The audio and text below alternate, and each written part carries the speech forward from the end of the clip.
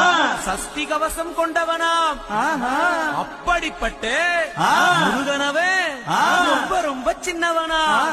முருகன் சின்ன சின்ன முருகைய சிங்கால முருகைய கொஞ்சி கொஞ்சி தமிழ் பேசும் செந்தில் வடிவேலனவ. சின்ன சின்ன முருகைய